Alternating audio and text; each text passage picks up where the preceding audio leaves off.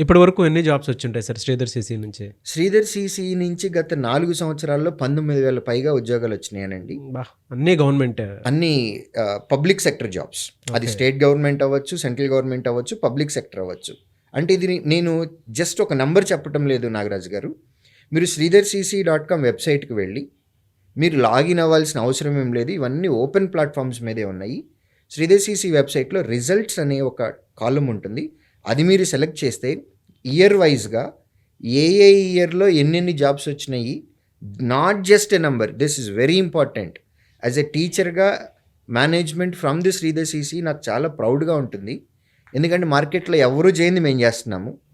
ఎంతమందికి ఉద్యోగాలు వచ్చినాయి అనేది చెప్పటంతో పాటు నాట్ జస్ట్ ఎ నంబర్, ఏ నోటిఫికేషన్లో ఉద్యోగాలు వచ్చినాయి, వాళ్ళ పేర్లేంటి, వాళ్ళ ఫోటోలేంటి, వాళ్ళ డెసిగ్నేషను, వాళ్ళు దేనికి సెలెక్ట్ అయ్యారు, ఇది మొత్తం పబ్లిక్ ప్లాట్ఫామ్లో పెట్టాము.